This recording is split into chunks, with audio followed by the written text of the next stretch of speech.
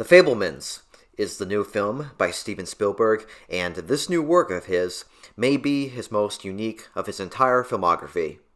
It very likely may be his most personal.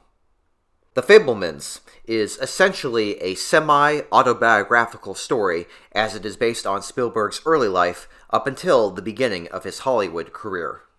It is important to emphasize that it is based on the director's life, because the main character is named Sam Fabelman, even though he is clearly a representation of a young Spielberg. I should be careful when characterizing this film as an autobiography, because there is much uncertainty with what is fact and what is fiction.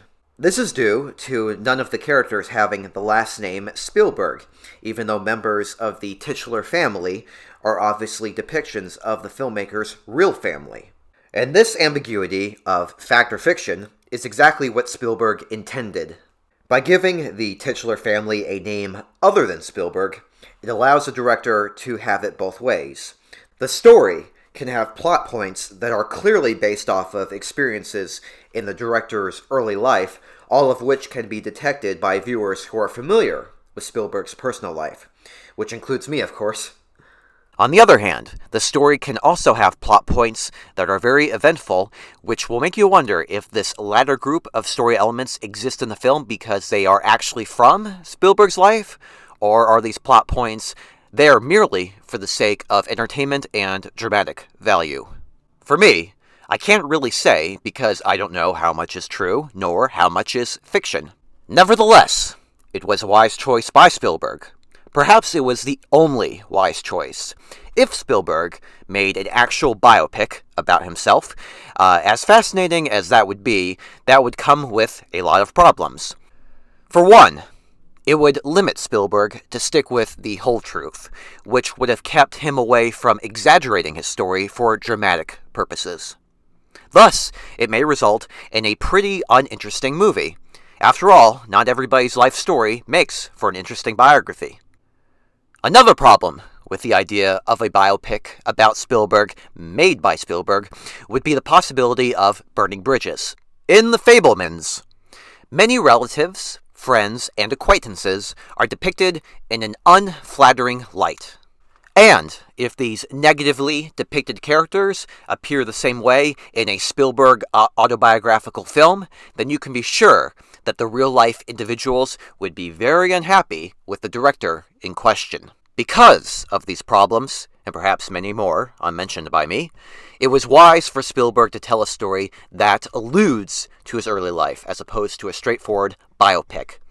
If you want to see a film about the legendary filmmaker, then I highly recommend Spielberg on Spielberg. It is a 2007 documentary produced by Turner Classic Movies, which is entirely narrated by the man himself. In 2017, another documentary about him was made, this time by HBO. Although I have yet to see that one, I'm sure it's great, as HBO always makes some of the most in-depth documentaries imaginable. But that's enough of talking about the film that could have been. Let's talk about the film that it is. I liked it quite a bit. The acting is extremely good, and that goes for everyone. The actor who plays Sam Fabelman as a teenager is perfectly cast. He looks just like what Spielberg would look like at that age. Throughout the film, I genuinely believed I was watching the real Spielberg during his teen years. At the beginning, the Fabelmans struck me as a very eccentric family, but with nothing troublesome at the core. However, as the film progresses, a series of unfortunate events happens to the family, which results in them becoming deeply dysfunctional. All of this about the decline of the family's soul I found to be very authentic, very moving, and very thought-provoking. Perhaps the most interesting part of the film doesn't happen until the second half. This is in reference to Sam's experience in high school, which involves conflict in contrast with his religion. Sam is harshly bullied for being Jewish, which is something I believe I read that happened to Spielberg himself. On top of that, Sam dates a Christian girl whose belief system is of a fanatical kind. All of this high school madness climaxes at prom night, which becomes to be quite profound. I'm not going to spoil what happens, but this entire scene at the prom had the wheels turning in my head, with me deeply pondering what message Spielberg is trying to tell us here. One possibility is rooted in the idea that the camera doesn't lie. Even though film is a fictitious art form on the surface, there is quite a lot of truth at its core. Another possibility is that your artistic talents is sometimes the only way to prove your own individual value as a human being. Overall, I can't quite put my finger on the meaning of the prom night scene, but if you've seen The Fabelmans, let me know in the comments what you got out of that entire scene. The Fabelmans is not a great film, but I can't deny that I was occasionally thinking to myself, there's a masterpiece in here somewhere.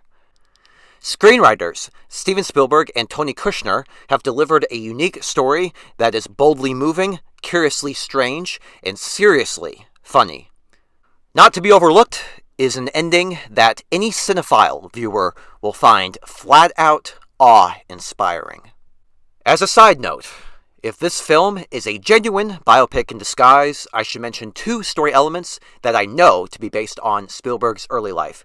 One was the aforementioned anti-Semitic high school bullying, but the other is Spielberg's first movie-watching experience, which was Cecil B. DeMille's The Greatest Show on Earth, the movie that inspired Spielberg to get into filmmaking.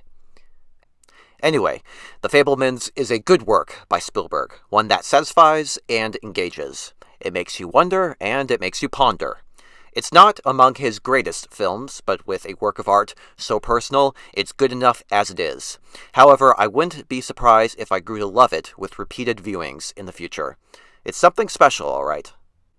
I give The Fabelmans 3.5 out of 4 stars.